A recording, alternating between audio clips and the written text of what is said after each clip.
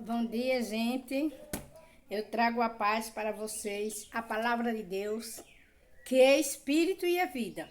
Então eu vou ler aqui em Tito, capítulo 1, versículo 2, que diz: Em esperança da vida eterna, a qual Deus não pode mentir, prometeu antes do tempo dos séculos. Amém? A vida é essa que Deus não pode mentir. O homem mente, a mulher mente, a criança mente, mas Deus não. Deus, ele nunca mentiu. Ele tem o seu propósito, ele falou e ele cumprirá. Pode ser hoje, amanhã ou depois, mas ele cumprirá. Quando a palavra diz que Deus nunca mentiu, porque na verdade ele nunca mentiu. Pois uma certa vez Deus chegou para Abraão e disse: Abraão, tua mulher Sara já estava em idade. Abraão já tinha 90 e tantos anos. E Deus disse: Sara terá um filho. E Abraão ficou pensando: mas como? Sara riu. Aleluia. Porque o costume das mulheres, eu quero dizer, as regras, tinha se acabado. Mas Deus, ele disse, ele cumpriu. Sara terá um filho em seu regaço. Daqui um ano. E quando o anjo do Senhor passou com um ano depois, Sara já tinha um filho em seu regaço. Porque Deus, ele não é o homem para que minta, nem o filho do homem para que se arrependa. E você que quer ter um propósito com Deus, entrega a tua vida ao Senhor, pois Ele é bom. Disse Deus: erra o homem por não examinar as escrituras, porque de mim veio o conhecimento de Deus. Então abra a sua escritura, leia e conheça. Conheça esse Deus, que Ele é puro, que Ele é verdadeiro, que Ele não mente. Se Ele te promete alguma coisa, pode passar 1 ano, 2 anos, 10 anos, 20 anos, mas Ele cumpre. Ele cumpre, porque ele é fiel. Ele não é o homem que é limitado, não. Deus vê e sabe de tudo, ok? Então acredita no Senhor, porque diz aqui: a esperança da vida eterna é essa. Eu tenho a esperança de ter uma vida eterna, sabe por quê? Porque quem prometeu foi o próprio Deus, não foi o homem. Se fosse o homem, eu poderia ficar em dúvida, mas foi Deus quem prometeu, a qual Deus que ele não pode mentir. E ele falou essas coisas, aleluia. Aí, assim que ele formou o homem, Deus prometeu vida eterna, assim que o homem pecou. O homem pecou e ficou destituído da graça de Deus quando o homem desobedeceu ao seu Criador, obedecendo a voz da mulher, e a mulher obedeceu à voz da serpente. Então Deus disse que ia nascer um Salvador do mundo. Deus prometeu a Adão que da semente da mulher ia nascer um, que era o Salvador, para salvar toda a humanidade. Jesus veio. Ele passou por todas as aflições que eu não suportaria passar, nem suporto. Porque eu sou carne, eu sou carne, só carne. Tenho o meu espírito que o Senhor me deu, que volta para Deus, e a carne volta para o pó que eu deu. Mas o meu Senhor e Salvador Jesus Cristo, ele era 100%. Ou vamos dizer, 50% Deus, né? Então, Jesus, ele veio com o propósito de salvar a humanidade para cumprir a promessa do Pai. Para cumprir a promessa que Deus tinha feito a Adão, assim que Adão pecou, assim que Adão comeu do fruto proibido. E Deus chegou para Adão e disse: Adão, por que estás nu? E Adão disse: Senhor, a mulher que tu me deste, ela me enganou. Aí Deus perguntou a Eva: por que, Eva? Por que, Eva? Ela disse: por que, Senhor? A serpente me enganou. A serpente me enganou. Eu comi e dei também para Adão. Então foi aí onde Deus disse à serpente: agora se arrastará o pó e comerás do pó. E a serpente transformou ligeiro numa cobra, porque a serpente era uma personagem. Ela não se arrastava como a serpente se arrasta hoje. Então aí nós vimos que Deus, ele tem o seu propósito. Aí Deus disse: da semente da mulher, Adão, vai nascer um. Que a semente vai esmagar, vai morder o seu calcanhar. Mas essa semente vai esmagar a cabeça de Satanás, da serpente. E Jesus nasceu da semente da mulher. E o inimigo tentou influenciar Jesus para Jesus ficar contra o próprio Deus, mas Jesus não ficou. Mas ele achando pouco, ele feriu o calcanhar de Jesus quando levou Jesus para a cruz. Ele feriu com grande ferimento. Mas Jesus esmagou a cabeça da serpente. Assim que Jesus, ao terceiro dia, ele deu brado: Pai, em tua mão entrego o meu espírito. Em tua mão entrego o meu espírito. Depois de todo o sofrimento, quando o espírito já não aguentava mais estar na carne, porque a carne estava dolorida, já tinha saído todo o sangue de Jesus, Jesus já estava sem suportar mais nada, então entregou o espírito ao Pai. Então Deus Pai cumpriu a sua promessa ali que ele tinha feito com Adão. Da semente da mulher vai nascer um, que Satanás vai apenas somente ferir o seu calcanhar, mas ele vai esmagar a sua cabeça. E Satanás se levantou naquela época, usando os sacerdotes, Caifás, o governador, o faraós daquela época, o governador de Roma, né? Pilato. O inimigo estava usando todos eles contra o próprio Salvador do mundo, contra a própria luz do mundo. A luz que fazia brilhar na escuridão era Jesus. Jesus ali agora estava sendo condenado à morte. Mas Deus cumpriu a sua promessa, mesmo entregando o seu filho amado, o seu filho unigênito, nascido da mulher, nascido de Maria, nascido da bendita Virgem, nascido de uma mulher, que ela foi obediente a Deus, que ela se sujeitou à vontade do Altíssimo. E ali nasceu Jesus. Jesus cresceu para salvar a humanidade, até chegar ao ponto de ser ferido pelo próprio Satanás, como disse Deus a Adão. Da semente da mulher vai nascer um. A serpente vai ferir o seu calcanhar, mas ele vai esmagar a sua cabeça. E assim que Jesus estava na cruz, que ele deu o brado, ele entregou o Espírito ao Pai. E subiu para o trono de Deus e fez promessa ainda de voltar. Fez promessa que vai voltar. E nós acreditamos porque ele não mente. Ele vai voltar para os seus escolhidos.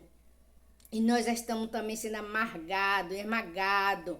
Nós estamos sendo espremidos como se espreme a uva para fazer o vinho. Como se espreme a oliveira para tirar dela o azeite. E nós estamos sendo esmagados, irmão. É bom? Não, é ruim. É ruim essa parte. Mas nós estamos passando por esse processo, um pouquinho do sofrimento de Cristo. Muitas vezes a gente quer recuar, muitas vezes a gente quer parar, mas não podemos recuar, nem podemos parar, porque a nossa salvação vem do Altíssimo, do Criador, que fez o céu, que fez a terra, que fez o mar e que fez a sua promessa. Tá ok? Então que nós devemos prosseguir nessa jornada com Jesus, o autor e o consumador da fé, que não pode mentir.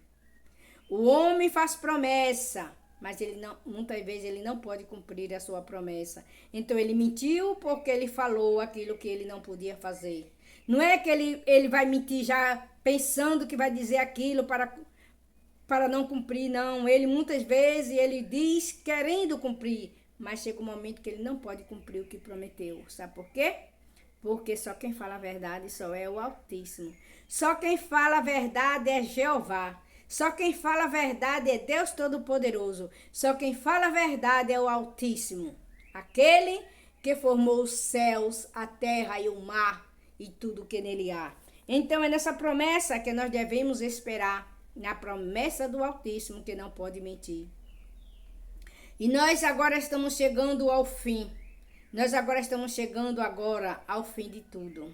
Porque o próprio Senhor, ele falou que no final, perto da sua vinda, ia haver terremoto, maremoto, vulcões, filho contra pai, pai contra filho, mãe contra filho, filho contra mãe.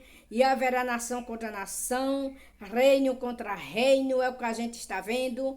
Ninguém se entende mais, né? Até na igreja, os irmãos não se entendem mais, porque a promessa do Senhor que está se cumprindo Irmão, é amargoso, mas nós temos que prosseguir, porque há um Deus que nunca mentiu, nem nunca vai mentir. Ele fez promessa que tudo isso ia acontecer antes da vinda dele. Lá em Joel diz que haverá tempo de calamidade, tempo de escuridão, tempo de angústia, a qual nunca houve. Também Daniel, tempo de angústia que nunca houve nem haverá desde a fundação do mundo.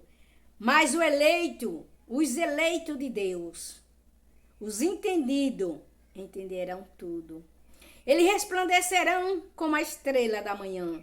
Eles resplandecerão como o firmamento, como arco-íris. Arco-íris, ela aparece quando vai chover. Então, ela está dando um sinal que vai chover e assim chove. Então, aqueles que confiam no Senhor é como um monte de Sião, que não se abala e permanece para sempre. E muitas vezes nós ficamos abatidos, ficamos abalados. E nós ficamos perguntando a Deus, mas Deus, por que será isso? Por quê? Mas Deus sabe por quê. E nós sabemos também porque Ele deixou a sua promessa. Deus, Ele nunca enganou ninguém. O próprio Senhor Jesus, Ele falou, haverá fome, peste, terremoto em vários lugares. Antes de quê? Da vinda do Senhor. Porque os homens vão ficar sem entender. Os homens vão correr de um lado para o outro, a ciência com os homens.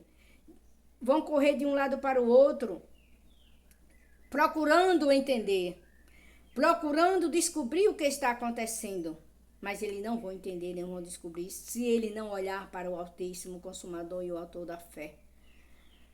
A Bíblia diz que a ciência vai se multiplicar. A ciência vai se alastrar. Os homens vão correr de um lado para o outro, procurando uma solução. Do que está acontecendo no mundo, meu amado irmão? Do que está ocorrendo? E sem entender. Porque nós vemos agora, na época que nós estamos agora, mãe, que nunca abandonaram o seu filho, abandonando seus filhos, outras matando, pai matando seus filhos, os filhos matando pai, irmão, se estranhando, irmão. Guerra. Os homens estão preparados só para a guerra e não para Deus? Os homens estão fazendo mísseis, bomba, arma de guerra. Esses homens não estão se preparando para o Altíssimo. Esses homens estão se preparando para o fim de uma guerra, a fim de uma guerra. Esses homens estão se preparando para o abismo. Eles não estão se preparando para a luz. Porque a luz, ela vem para dar vida, a luz, ela vem para alegrar. Mas os homens estão se preparando para o abismo. Formam bombas, mísseis, espingardas, calibre 12, rifle. Tudo isso os homens estão se preparando, mas para quê? Para se matar, se a vida é tão boa com Cristo? Para morrer, matar crianças, matar senhores, anciões, senhoras, anciãs. Se os presidentes ele fosse buscar a Deus no lugar de matar, eles iam ter vida, mas estão procurando desfazer a obra do Criador. Quando o Criador diz, procurais viver, não matais. Está escrito em Êxodo 20 e o 13. Não matais. Sabe por que não matais? Porque a vida foi Deus quem o deu. Deus tem o direito de chamar na hora que Ele quiser. Deus disse, não matais. Êxodo 20 e 13. Não matais. Mas os homens estão preparados para matar, sem dó e sem piedade. Aleluia. Matar tanto na arma como de fome.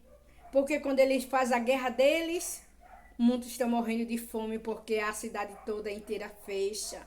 Sai correndo e deixando seus bens para trás, suas casas, sua morada. Sai deixando tudo. Aleluia. Onde a palavra diz, não matai. O homem, ele tem prazer de matar. O homem tem prazer de massacrar o outro. Mas aonde está o amor? Onde está a caridade? Aleluia.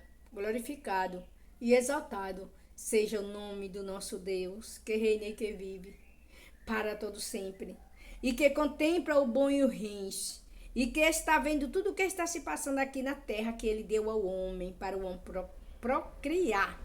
Na terra que Deus deu ao homem, para o homem viver, para o homem ser feliz, o homem está sendo infeliz, o homem está se desgraçando por si próprio. Deus, dê sabedoria a esses homens, Senhor. Dê entendimento a esses homens. Dê, Senhor, porque somente o Senhor pode nos ajudar e nos socorrer. Porque Ele é Deus. Deus de entendimento. Deus Todo-Poderoso. Eu vou louvar o Senhor aqui com o hino. Que em breve verei o bom Jesus. Em breve. Breve no céu, Jesus há de aparecer em gloriosa luz. Todos o hão de ver. Naquele dia, então, eu hei de receber de Cristo galardão. Oh, que prazer! Breve verei o bom Jesus e viverei em plena luz. No lindo céus eu gozarei de toda dor, por Deus livre serei. Na vinda do Senhor irei eu receber do seu eterno amor, repouso e prazer. Disso meu bom Jesus tem me falado já, e da celeste luz de Jeová. Breve verei o bom Jesus e viverei em plena luz. No lindos céus eu gozarei de toda dor, por Deus livre serei. Na vinda do Senhor irei eu desfrutar, quando o meu Salvador em glória aparecer. Eis que ele breve vem, os santos levará para a mansão do além, donde virá. Breve verei o bom Jesus e viverei em plena luz. No lindo céus eu gozarei de toda